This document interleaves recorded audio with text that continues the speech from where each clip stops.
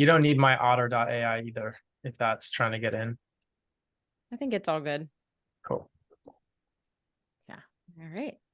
Let's do it. Okay. Welcome, Tommy, to the Biohacker Babes. Thanks for joining us today. Thanks for having me. Great to be here. Excited for this chat.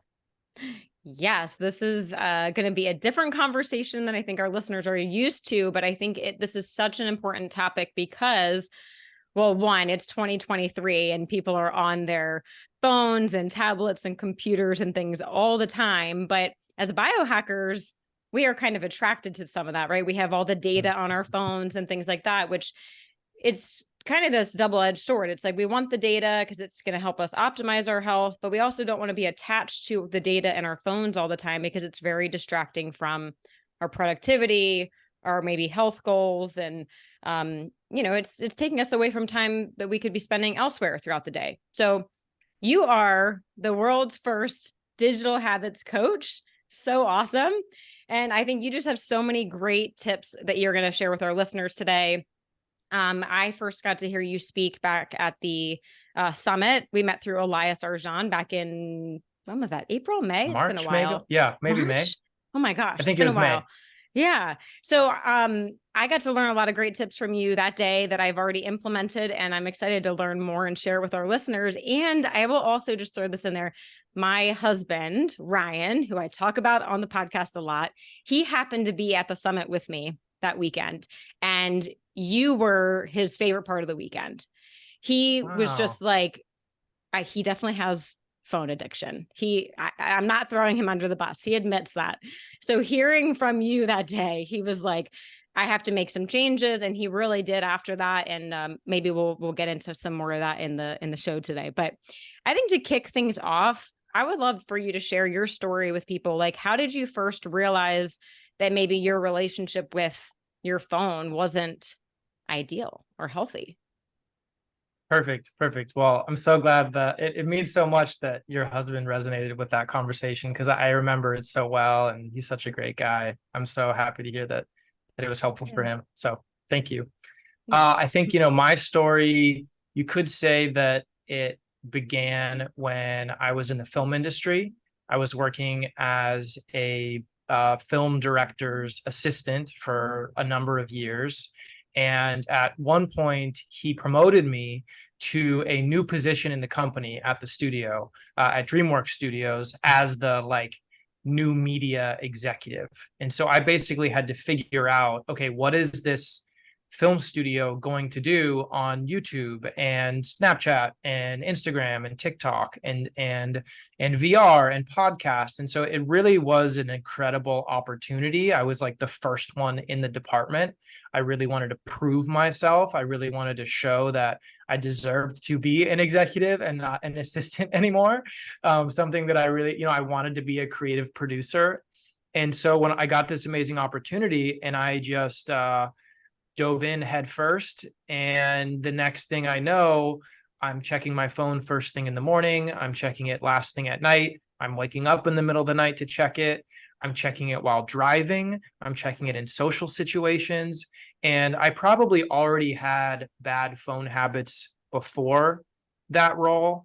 But with the added self uh, assigned pressures, it was like no matter how hard I tried, I couldn't keep up. There was always a new video to watch or a new app to try or a new influencer to learn about. And so this was back in 2015, and it started to affect my mental health. I started to feel anxious and irritable, and I was single, and so I was on the dating apps and I was going on all these first dates, and nothing was coming of them. And it was because I was like already married to my job. I didn't know that until later, but I was just kind of this feeling overwhelmed and under accomplished in my business and in my personal life, really trying to make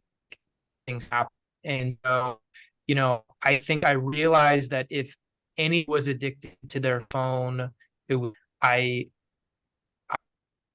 didn't know anybody else was struggling with this back in 2015. There were no screen time apps. There was no conversation or digital wellness or digital well-being. And so I thought it was my own private, shameful, embarrassing problem. I thought I was the only one that couldn't put it down and was checking it even when I didn't want to, even when people driving on the street would honk at me on the road and glare at me. And then I would put my phone down and pick it back up again as soon as they drove by. Like it was bad. It was bad. And it all kind of came to a head when I actually crashed into a car in front of me that was at a red light. And I just didn't see it because I was on my phone, and everybody was okay. I was like, okay, I don't like where my life is going. I'm unfulfilled, unhappy, and I can see that the life that I'm creating is not the life that I'm meant for and the potential I have. And so I just made a decision, break my phone dependency. I didn't know how I was going to do it. I didn't know how long it was going to take. I didn't know what it would require of me, but it really just started with that, you could say, rock bottom moment of like a decision. And the truth is that everything starts with a decision. You have to say like enough is enough. I don't want to struggle with this anymore, even if you don't know how. And so that really was an incredible turning point for me because luckily I also have a background in neuroscience. Before the film industry, I did neuroscience research with some doctors at UCLA and Duke University, where I went to school. And so I understood through that the basics about how the brain worked and how habits were formed and how habits could be reformed, just a little bit about behavioral reconditioning.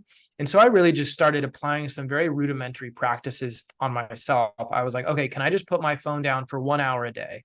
Like, can I just do the smallest amount of phone free time and replace that with something that I actually love? So in my case, my favorite thing to do in life is to read. It's literally like what I would do on vacations when I was a kid, and I would just like buy a bunch of books and pour through them, and it's just like my favorite thing. And so I have this bookshelf in my bedroom with like 150 books that I bought over the years, and I had only read like 5 of them. And so every single morning and every single night, with me waking up and swiping and scrolling for 45 minutes, that bookshelf had been like glaring down at me like a life that wasn't well lived. It was like, this is my favorite thing that I'm not doing. And so for my 1 hour phone free, I made the decision to read. And over the course of that year, I ended up reading 27 books, which was amazing. I was like, the information was great, and the habit was amazing, but more importantly, it was the sense of agency that I created, that I could actually put my phone down and do something more meaningful.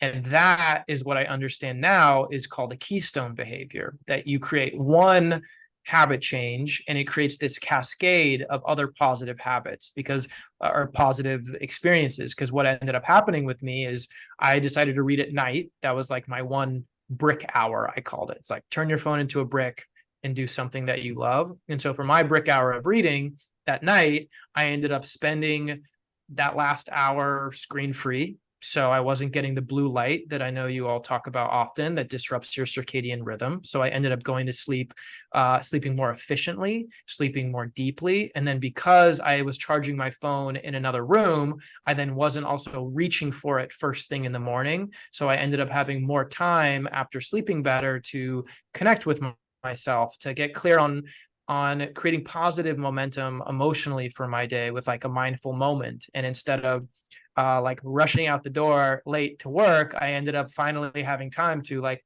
make breakfast. And I even started going to the gym before work. And so like that just 1 hour at night of going phone free to read really opened up the rest of my life. And so I started sharing that with others. I was like, hey, can you turn your phone into a brick for an hour a day and do something that you love in the world. And some people were screenwriters and they wanted to write. Some people were musicians and they wanted to make music. Some people were authors or various people. And I realized that they were also seeking this permission to get off the grid. They were seeking this permission to not be always on. And they ended up having amazing results as well. Like one guy was like, actually, I realized I do not like Instagram. And he ended up deleting Instagram for like 6 months, which, wasn't my intention.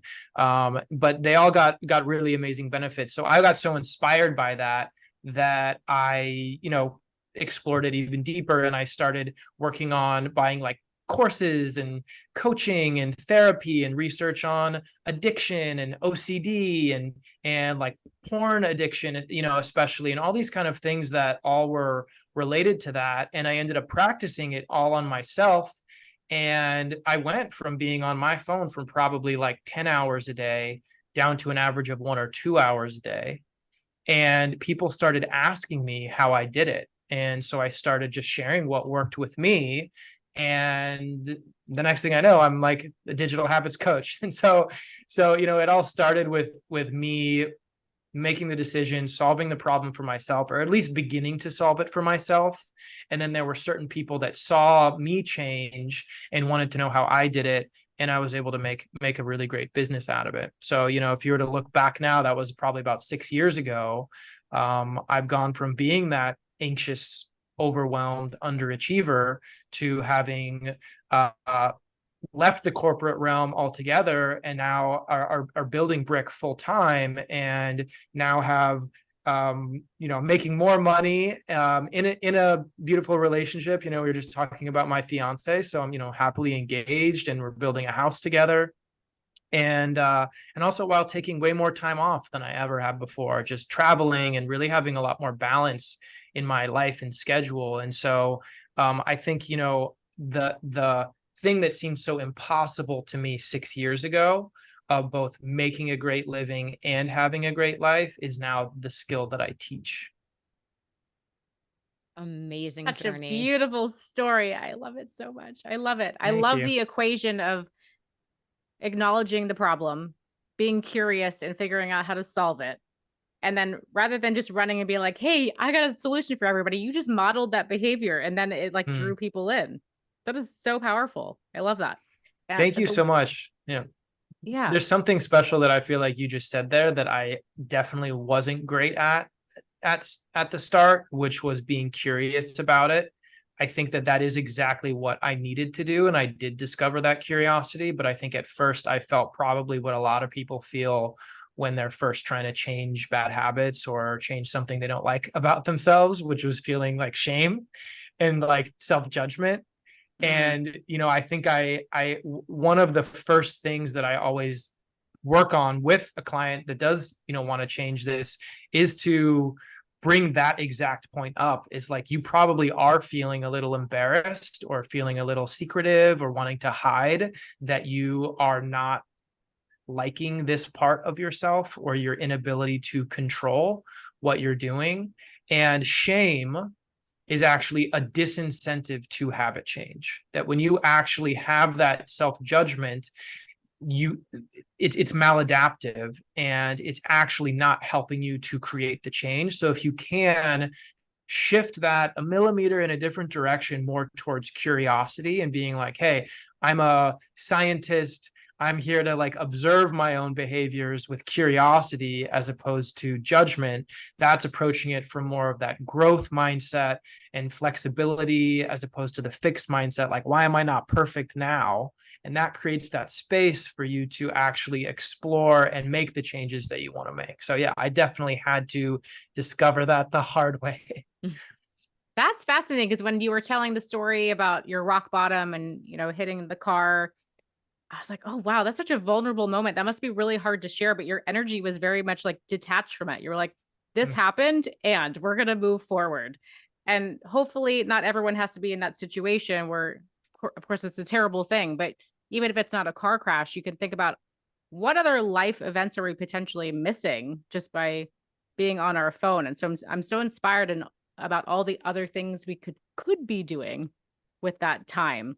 And the word that's really sticking Absolutely. out to me is agency, creating agency. And I know there's so much Mm. like neurochemistry involved, but there's also just like strategies and rebuilding habits. So it seems like the first step is acknowledging it. Would you Yes. pull a community into that? Like, what do you think this process is for people and just like the acknowledgement phase, if that is step one? Yeah. In the kind of uh acknowledgement phase, which I've never thought of like that, spoken that way, but I love it. Community does help really well. When I first was starting with this brick solution, you could say, like challenging people with that daily habit, it was very community oriented. Before I felt like I had solved it myself, I would actually just throw phone free events and retreats. And so I would create experiences where people could practice what I needed to practice with others. And being able to see other people experiencing the joys of a phone-free experience, or practicing it, or sharing their challenges with it, creates a sense of camaraderie and self-acceptance.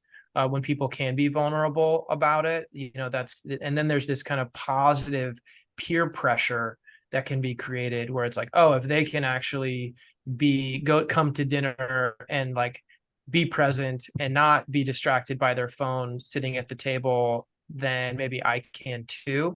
So there's a whole aspect of kind of rising tide raises all ships aspect to community. And I spent probably like the first whole 3 years of Brick only focused on the community aspect of it, bringing people together with various types of fun events and retreats, full weekends off the grid, like 50 people of different backgrounds, and that was really fulfilling for a lot of people.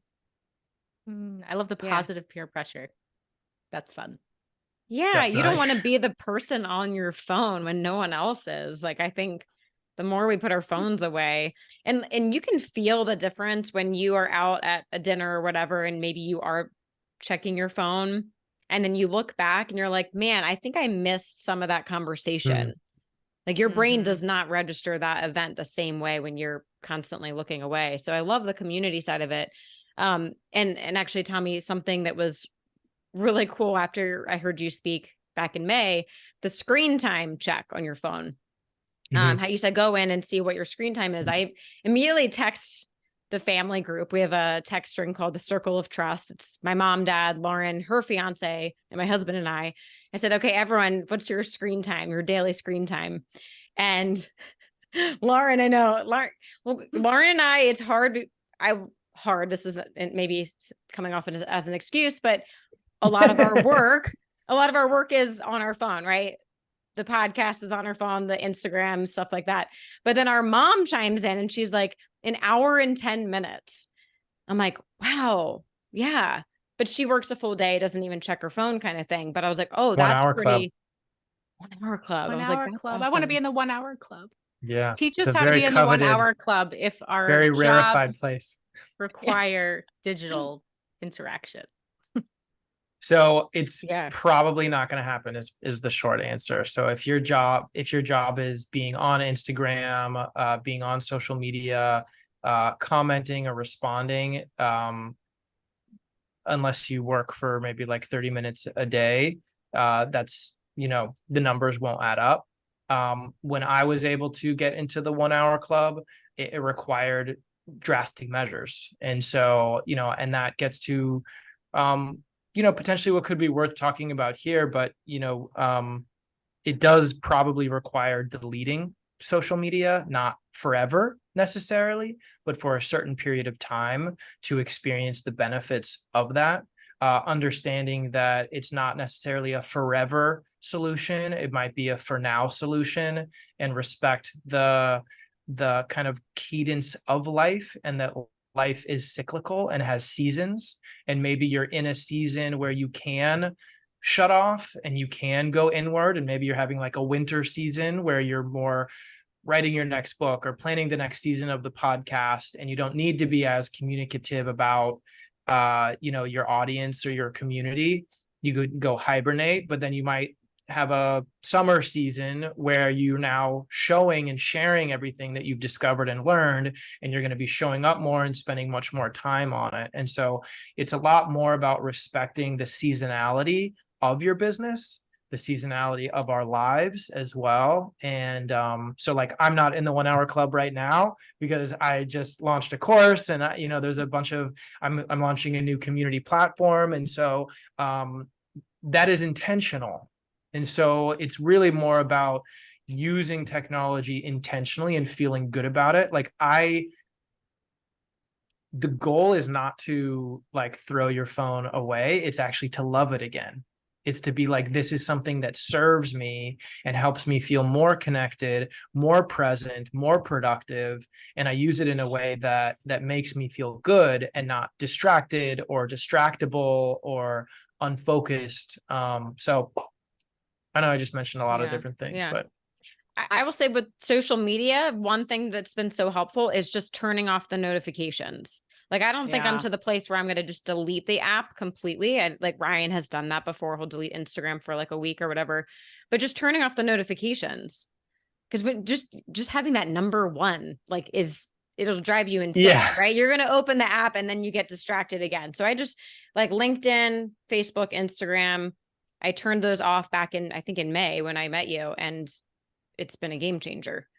That's huge. And that is actually one of the 15 phone smart habits that I teach. And so the big idea with that is that our phones are designed to be smarter than us. And we can actually learn to become smarter than our phones with just a few habits or a few decisions. And one of them is actually to turn off all non-essential notifications. So every single notification you've ever gotten has been a distraction from what you were already focusing on. Sometimes you want that. Sometimes you want the alarm to go off when you're boiling water to distract you from doing the laundry or, being in the other room, doing whatever, because you don't want the water to boil over, right? And so like notifications are important, but most of them are not essential. Most of them are nice to haves, or even like you don't even want them. Like I've never wanted a Postmates 30% off, discount day notification, right? And so some of them are straight up advertising. And so it's really helpful to acknowledge that every time your awareness gets diverted by a notification, there's a big cost to that. And the cost, at least part of the cost, scientists have discovered is in what's called attention residue. So attention residue is interesting because it's basically like every time you go from one task to another task without completing the task. So let's say you're focused on writing an email and then you get a phone call and you haven't completed the email, so it still feels like an open loop. There's a certain amount of your attention that stays in that first task. That's why they call it residue. So it kind of is left behind, and your subconscious mind is still actually working on the email.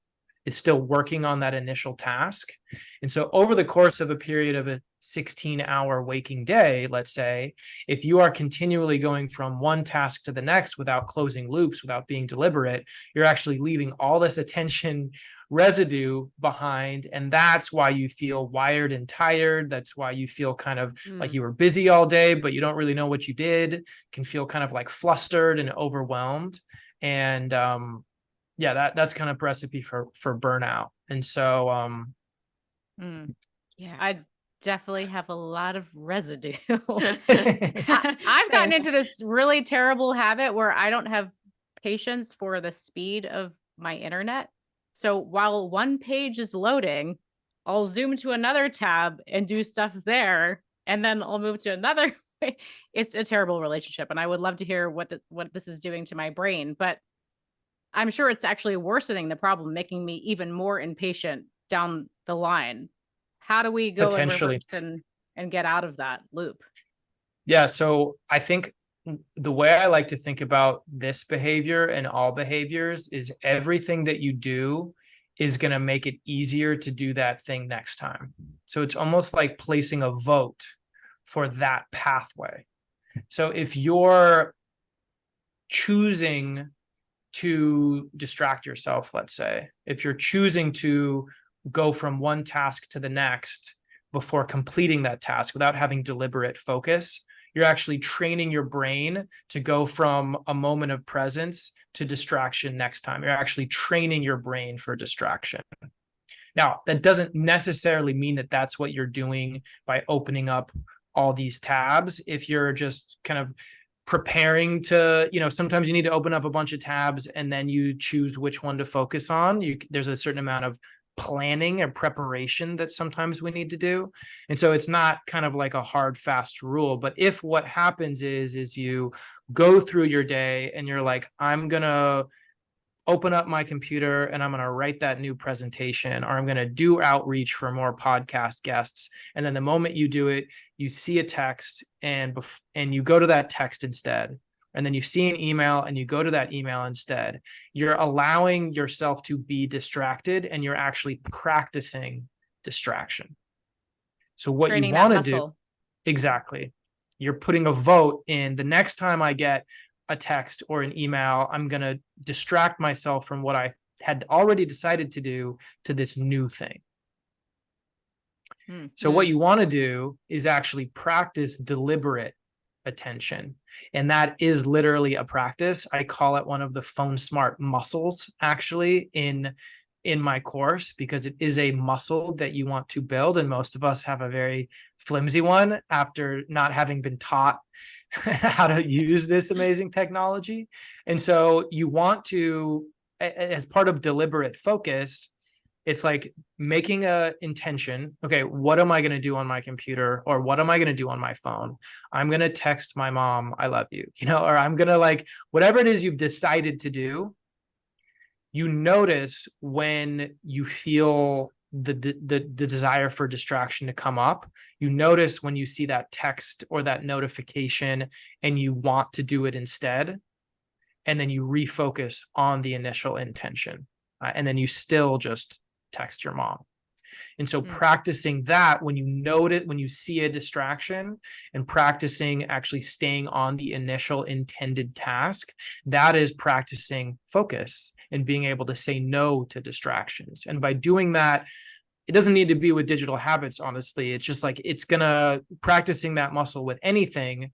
It's almost like a form of meditation, right? Like when you do mindfulness meditation or mantra-based meditation, that's literally all it is. You're focusing on your breath, or you're focusing on a mantra, or you're focusing on a vision. And anytime you get distracted with your thoughts, you just gently bring yourself back to it. And so you don't need to be closing your eyes in lotus position to be practicing that. You can do that constantly throughout your day. And that's how you build up that deliberate focus muscle. I like the meditation analogy. That's great. Yeah. It really is it's an exercise that you have to keep doing. All right. A lot of awareness. I got to definitely practice that. I'm just curious, this is kind of a tangent, but what are your thoughts on what's happening to the younger generation that's growing up with this? They're not learning these skills at 5-10 years old. I mean, the three of us didn't grow up with all of this technology. What is happening there? I would say at the top level, it's super scary. And a lot of the research is really bad. And, these kids who are given these smart screens, whether it's an iPad, an iPad is the cheapest babysitter, right? So everybody, and not everybody, but it's easy, I would say, for a tired, exhausted, stressed out parent to want to give their child a way to, kind of that what's the word? Kind of like that distraction, yeah. Or the mouth sucker. Why am I not thinking of the term? It's like a pacifier. Pacifier. Stop crying. Yeah. Yes. It's a digital pacifier. Exactly. That's the word. So that's easy, and that's why people do it. But there is a big cost, and I think that's what people are not as privy to. There are a lot of organizations that are really trying to teach parents and teachers even some of the negative consequences and the challenges here. Like Common Sense Media has a program called Wait Till Eighth, where you actually want your child to wait until eighth grade to give them a smartphone device. And so I think those, and there's some legislation as well that is being worked on being passed. But it's really educating the parents about what they're doing, because these kids who have developing brains, their brains are developing in this hyper-stimulated state. And we don't know really what's going to happen long term, but based on what we find so far is that we've got incredibly high rates of depression, of loneliness, of suicidal ideation, anxiety disorders, and all of that coincides with the launch of the iPad. And as the smartphones got smarter, I don't remember what year, but there's this researcher who studies this in kids over the last like 15 years. And so it's a really big problem. But I also think that it is the parents that we need to focus on. Kids are going to be kids, and they only have as much control as their authorities give them. And so often it's super common for parents to be like, oh, my kids have this problem, or I can't get them off their screens. But then if you were to look at their own behaviors, they're using their phone at the dinner table, they're they're working when they're supposed to have family time. And so there is a lot of self-reflection that I think needs to happen from parents, and actually modeling the healthy behavior themselves. And that's where I focus, is on, the individual, the adults. Yeah, that's wise, because the kids have no idea what's happening. They're just like, well, someone told me I could do this. Yeah. Mom's They think doing otherwise. it. Yeah. Exactly. I remember very distinctly when I saw my first iPhone. I used to be a performer, and I was on a tour. This is in 2008. And the first person to have an iPhone on that bus, I remember she was like, you couldn't talk to her. She was just totally checked out. You said her name, she didn't hear you. And we were all like, what is that thing? I'm like, we just went from, it's like that was yesterday. It's like, well, I don't even remember what I was doing before that. I just remember everything after, and everything has been about the phone ever since then. It's like, we don't even know what life is without it. And ironically, there was this beautiful hike that I went on. I was visiting Renee in Vegas, went hiking like across the state line in Arizona, 4-hour hike, gorgeous, like to this beautiful stream of water. And I remember consciously choosing to take some pictures and then put my phone away so I could be present. At the end of that 4-hour hike, I realized that my phone was gone. I had dropped it, and I was so present that it was left in another state, a 4-hour hike away. I was like, oh my gosh, what's the lesson here? I was super present, had an amazing time. I was like, I have no phone. So why I'm mentioning this is that you said it's about loving your phone or being in a better relationship with it. And I think also something that comes up in health coaching, clients will like, I had this one client that duct taped his kitchen so he wouldn't go in there. Like, you're not creating a good relationship with it. We should be able to interact and still be in right relationship. It's not about avoiding it completely. It's like, can we be with it in right relationship? Yeah, absolutely. Thoughts on that?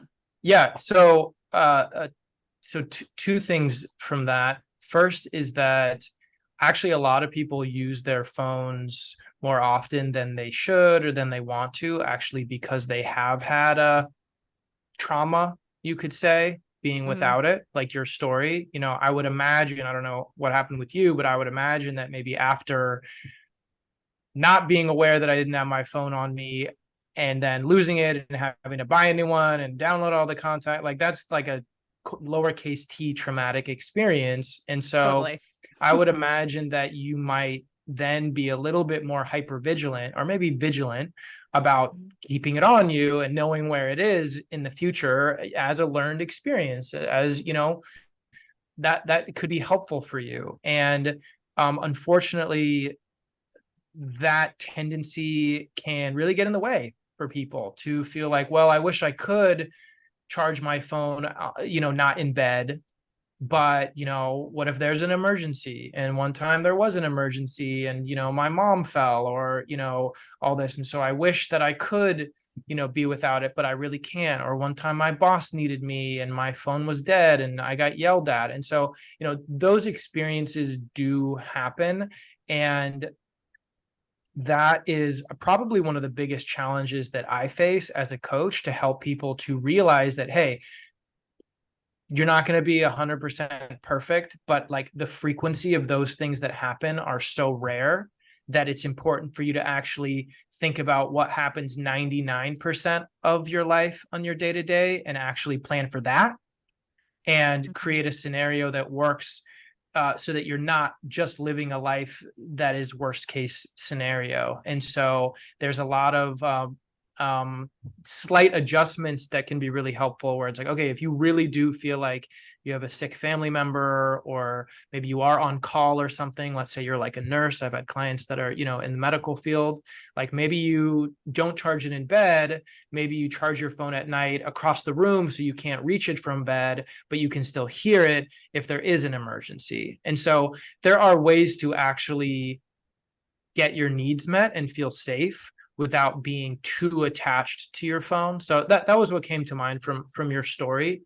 And then about, what was the other thing? So a little bit of a compromise, which maybe we can come back to, but the second part was just being like in a loving relationship with it, not just avoiding it completely. Yeah, exactly. So on that, one thing that I found so interesting about people who have really healthy habits, really healthy digital habits, is that they don't rely purely on self-control. We often think when it comes to healthy habits that it's all about grit and willpower and like saying no to the bad thing. Like, I'm not going to eat that donut. Like, and so there is a lot of benefit to that. And that's, it's worth strengthening those muscles as well, because they truly are muscles. But that discounts a whole other side of it that is actually way easier and easier to implement and more long-term, which is on environment design.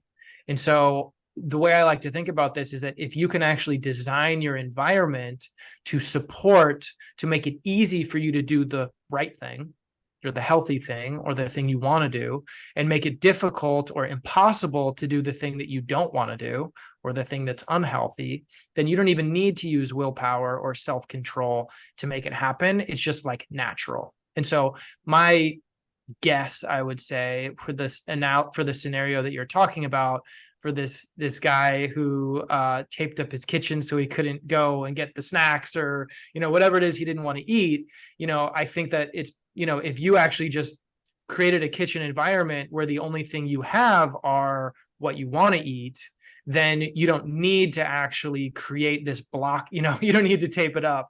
It's just kind of naturally there. And so, designing your environment, and that's kind of when it comes to digital habits in particular, it's making your bedroom a phone-free zone, not walking around with your phone, having like a place to charge it, having specific hours of the day that you specifically are on, and specific days that you are off, especially in this kind of work from home era. These are all various phone smart habits that create boundaries that can be really, really helpful. But then you're just creating an environment where you're more naturally going to do what you want to do, and maybe not be perfect with it, but it's going to be the default, as opposed to something that you need to constantly opt into. I like that. Yeah.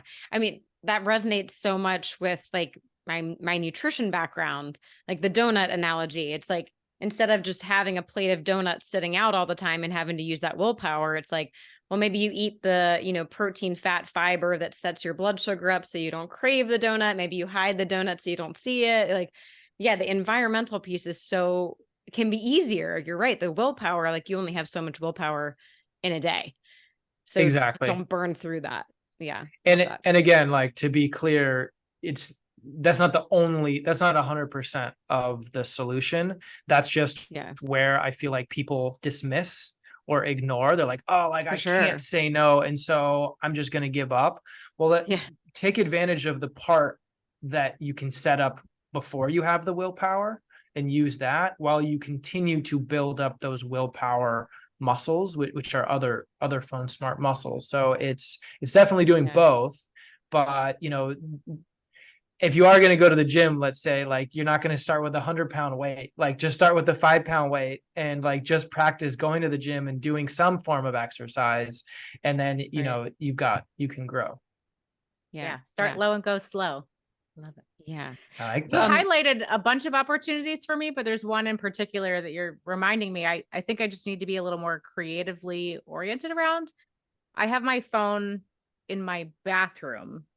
I want it to be even further away from me, but I use it to play sounds at night, like waves. And if I move it further, then I can't hear it. And so I'm just realizing now, like, I haven't had a creative solution. Like, I could just buy a thing that makes Buy a sound, sound and then machine. I can move my phone. Buy a sound machine. There's your answer. I haven't done it. So I'm making a list. I don't know. Tommy. Super common. I mean, you'd be so surprised. Like, a lot of people, when I do say one of the phone smart habits, which is like make your bedroom a phone free zone, 99% of people are like, but I use my phone as my alarm clock, as if like that's the end of the story. And I'm like, okay, well, there's this $10 alarm clock you can buy on Amazon that I literally, actually, it's right here. Here's my $10 alarm clock that I bought. And this allows you to not need to use your phone as your alarm. And, a lot of people don't think about that. And, and it's okay, because in general, there hasn't been like a conversation around digital wellness, right? Like, we kind of all were given these literally godlike devices, and nobody taught us how to use it. And so we're all discovering years later that it's not great. And so like, it's only kind of after the fact, like when you're put in a car and driving a car for the first time, like, you've already gone through driving school, you've already driven with your family member for 6 months before you could do it on your own. Like, there's a certain path to do it in a way that's safe, and there is no path for that with this. And so we're kind of all learning it the hard way. Yeah, one day we had Radio Shack, and one day everything was on our phones. And then Apple was born. Yeah. So I would love to talk about like the bookend of our days. I think like that is a good place for people to maybe start, like how they're using their phone or not using their phone in the morning, and then what they're doing before bed. Sure. Maybe you can share a tip for morning and evening. Yeah. I mean, I think that routines are incredibly important, routines and rituals. And I believe that the morning routine begins in the evening. So in order for you to have a healthy morning routine, you actually have to have your evening routine dialed in first. And so it really starts the night before. And so what I mean, I can get specific, and I actually have a whole evening routine video that I've made that's like free on my YouTube, so you can see my evening routine and all the steps in it. And there's a bunch. But yeah, we can link to that in the show notes. Okay, yeah, your YouTube is awesome. There's so many great videos. Oh, thank you. Definitely share that with everyone. Yeah, thank you so much. Yeah, so I think the most important thing when it comes to the end of the day and bookending is actually having a wind down routine. And so that can be, yours can be different than anybody else's, but having one is a million times better than not having one. Personally, for me, I also have an alarm at night that is actually more important than my morning alarm. So my evening alarm is my alarm to remind me to stop working. Because if I don't hear that alarm, suddenly it's going to be 8 or 9 p.m. and I haven't eaten anything and I'm still working. And let me just finish that one thing that I am still in the flow on. And then suddenly at 9 p.m. I'm eating. And then I'm like, well, I still want to like wind down and hang out with my fiance. And so then we end up staying up way later, and then it kind of ruins the whole next day. And so it all starts by turning off, by making a decision like, I'm not going to work past 6 p.m. or I'm going to shut my computer down at 7 p.m. Like, that has to be a decision that you make. Otherwise, it will creep into the evening and prevent you from all of the kind of downstream downstream habits. Yeah, Yeah. And then that's great. mm, Makes sense. Lauren, are you taking notes? Just kidding. All the notes, all the notes. I do have a wind down. I call it my preset. I go through my bedroom and it's like I have all these little things that I do, and it's like my ritual to tell my brain it's time. Like I close the blinds, pull the pillows off the bed, turn the red light on. But I nice. mean, there's just always so many ways we could do it better, is what I'm thinking right now. Yeah, and same, and it's something that I continue to optimize myself. You know, I'm definitely still working on a lot of this stuff, but it has been a huge game changer for me to see the difference when I do stop when I want to. It's also taking into account Parkinson's law, which, if you're not familiar, is this law that states that the amount of time that something takes, like your workday, let's say, and all the things in it, the amount of time something takes expands to fill the amount of time that you give it. And so what that means is that if you actually give yourself till 9 p.m. to get everything done or to check off your list, it's going to take that long. But if you give yourself till 6 p.m., you might actually get as much done, but have 3 extra hours. And so Parkinson's law can be really powerful because it actually takes advantage of our natural desire to procrastinate. You know, there's some part of us that's always going to be like, yeah, I really want to do all these things, but we're kind of path of least resistance beings. And so we often still wait. Yeah, we'll still wait until the night before something's due to actually do the research or, you know, sign up for that thing or whatever it is. And so Parkinson's law takes advantage of that and is like, it creates an artificial deadline where it's like, I need to be done way sooner than the default time it needs to be done. So yeah, that can be really helpful as well to maximize your time. Yeah, that resonates a lot because I really do fill my time based on what I create. So setting some kind of boundary. Yeah, I have this video presentation that I'm working on, Lauren. You know, the video, it's due on the 20th. I kind of wish it was due tomorrow because I should get it done. You know what I mean? Yeah. Like, don't give me the deadline a week out. So I'm going to try and just do it today and be done with it. But yeah, I think we're all guilty of that, filling the time. And for me, I think I do pretty well with the evening routine. And it actually just hit me that it might be partially because I'm on the West Coast and like most of my family and friends and clients are on the East Coast. So for me, turning my computer off at 7, it's pretty easy. Like no one is texting, calling, emailing me after that time. Versus Lauren, I'm the one bothering her when she should be going to bed. I know, I'm sorry, I got to be better about that. But then in the morning, I wake up to my world. My world has been awake for 4 or 5 hours. I'm like behind. So for me, I'm going to start working on my morning routine. And Tommy, I heard you say on a video somewhere, like, you know, maybe even just starting with 20 minutes in the morning without your phone. I mean, an hour is ideal, but maybe just starting with 20 minutes. And that is my homework. I'm going to work on that. Got it. I'll follow up with you on that. I'll hold you to it. And I feel like we have homework as business partners across the country. Because yes, she is the last person that I talk to at the end of the night. Like even after my fiance, I'm like, gotta check in with Renee, business. Yeah. I'm like eating dinner and you're going to bed. It's always 10:30. She's like, yeah, I'm gonna do some emails. I'm like, wait, what?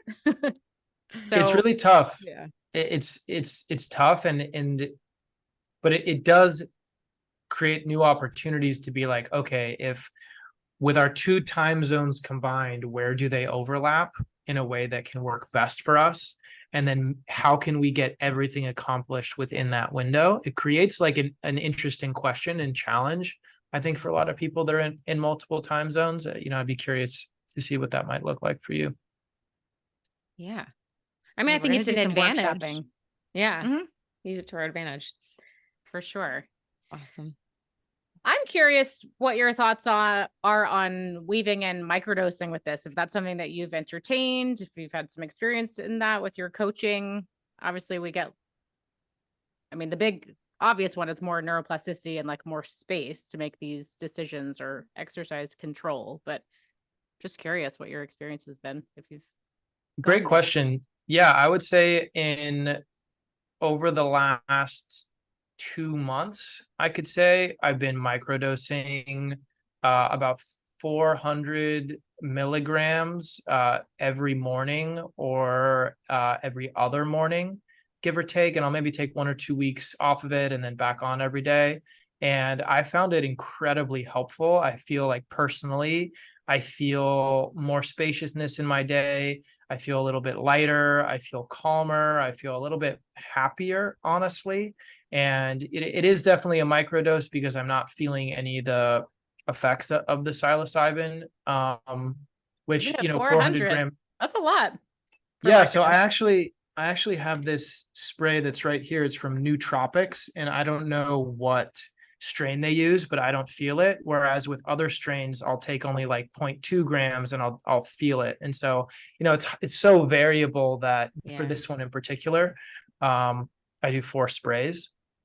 And yeah, it's amazing. And I've been experimenting with a bunch of different brands actually. Somehow, like everybody in my life now is a like psychedelic mushroom founder, and I've got like 5 to 8 amazing people in my life that just give it to me, and like Nice. I've been sampling it, and so yeah, it's been such an amazing new industry, and I'm such a big I'm really excited about where it's going. I think it's amazing for um also like healing trauma and um on a day-to-day basis, just kind of supporting your psyche. And I think perhaps like getting off your devices. So I'm very curious to see like what else do you experience in the next couple of years with it? Because so I'm a microdose coach, which is why I bring it up, but Mm, I'm always very hesitant about pulling in like these magic pill solutions because I think it's important to establish the behaviors first. But because of the effect on the brain, the neuroplasticity, it's like if we're trying to create a new habit, it's brilliant to pair them. And I notice for myself when I microdose, I don't want to be on my phone as much. I actually have like a huge like somatic aversion to multitasking. mm. So it's more just like a Same, yeah. curiosity. I'm like excited to see where this goes and if it can really help our digital habits. I think that's really great. I haven't explored that really with my clients, but just anecdotally with other friends, I had multiple people tell me like, "Hey, I feel like less addicted to my addictions. I'm drinking less, I'm smoking less," and people that have been sampling the same stuff that I have. And so it has been really fun to see. And um yeah, I mean, the experience of it really does just make you more naturally grounded and present and deliberate in your attention, to the point where not doing that, it has a sort of pain to it. There's Yeah. a sort of like hurt to the overstimulation. I've definitely felt that myself. And maybe what could be interesting to share is, number one, love that idea. I would love to. I haven't explored this business legally, I guess, with clients. So maybe I could pick That's your the thing. brain about it. That's the thing. But yeah, so I'd be curious to chat about that. But I think what I like about what you're saying makes me think of what I call the 7 planes of existence. And this is a little bit more on my like spiritual problem solving side, which is another aspect of my work that we probably haven't talked about, but I'll just share this framework and then why it came to mind. So the first plane of existence are inorganic compounds. So like magnesium and charcoal. And those are things that are really helpful for us to take because they help us heal. That magnesium might help us sleep, or charcoal can help us detox, right? And so many other inorganic, well, actually charcoal's organics, but so you know what I'm talking about, like salts. Yeah. And then the second plane of existence are like plants and bacteria. So kind of antibiotics come from the kind of second plane of existence. You might take chamomile to kind of help you relax. And, so the second plane of existence is really helpful.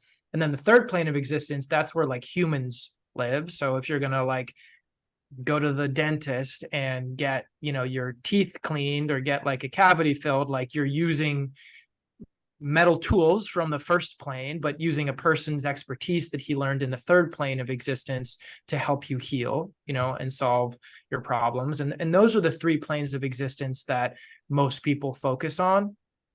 And then there's four higher planes of existence. And so, the fourth plane is where you might have like your spirit guides. You might find like animal spirits. That's like where shamans go when you do ayahuasca. They connect to like the fourth plane of existence. That's also where you can connect to your ancestors, if you do that type of work. The fifth plane of existence is where like your angels are, they say, or where you might find the ascended masters, like where you can find the teachings of Buddha or Jesus, or actually have relationships with them in a meditative state. And then the sixth plane of existence are where the actual laws of the universe are, like the law of cause and effect, the law of mathematics, the law of music. Like these are all things that exist in the universe as big laws, and those exist in the sixth plane of existence, and we can actually access those in the meditative state as well. And then the highest plane, the seventh plane, is that kind of source that it's called, or the creator of all that is, or the kind of highest, all those kind of spiritual language is kind of the highest plane. And I bring all that up because the truth is that all seven of those planes can heal. And so it's not like one of those planes is better than another. There's a lot of people out there that maybe use prayer and they connect to the seventh plane and they like talk to God and they say, hey, can you, I ask for your help on clarity for something or for healing, and it works, and people get a lot of value out of it. Or people might go to their cabinet and look at all their nutraceuticals and, their probiotics, which is coming from the second plane of existence. And that might help heal. And so mushrooms, those, I don't know if they'd be third plane or second plane, depending on the level of consciousness that fungi like actually has. I'd have to check with my teachers, but that's definitely one of the ways to heal, is to use plant medicine to support our healing, our process. And so I'm agnostic when it comes to, the planes of existence. Like I use all of them, and, I'll go to the doctor to get the antibiotic if I have to. Like I will have the kind of inorganic compounds, and I will connect to the higher guides and spirits as needed to get the guidance as well. So, I'm all about using all of it.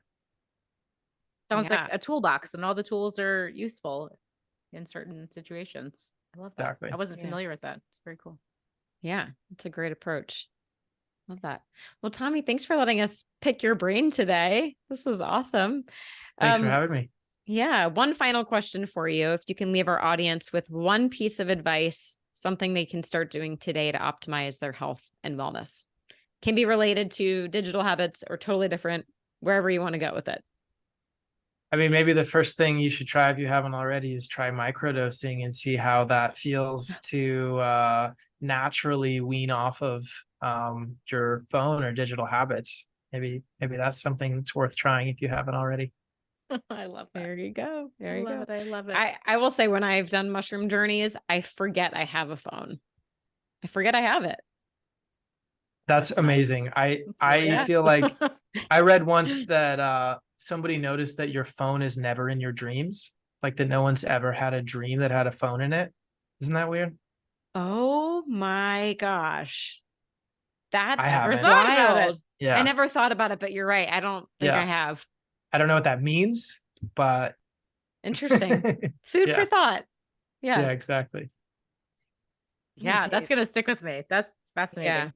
Because I have some crazy dreams. Yes. Oh man. That. I was a real estate agent in LA the other night. I was selling Snoop Dogg's condo on the beach. I have just weird dreams. I can't explain that one. Hope you got a lot of money for that one. Prophecy. Invite us when that happens. Yeah, right. All right. Well, Tommy, can you tell our audience where they can find more of you? Yeah, sure. So you can go to Brick's website, which is gobricknow.com, When you go to that website, you can join our community for free and get a bunch of free resources on how to master your urges, master your time, and master your mindset. There's also a free quiz and assessment that allows you to see how much control you have over your phone, or if your phone is controlling you. And depending on what you get some guidance on how to change that. Yes, very revealing. And I was not pleased with my score, but you know what? It's opportunity. Exactly. It's a starting Well, point. Lauren, yours was better than mine. So at least now we know where we're starting and we can work from there and take it again. Yeah, great. So we'll link to all of that in the show notes. And like I said before, your YouTube channel is just great and love all that you're doing. Thank you for all your work. You're changing the world. Thank you so much. Great to have you as well. Honored to be here. Awesome. And thanks to everyone for tuning in. We'll see you next time.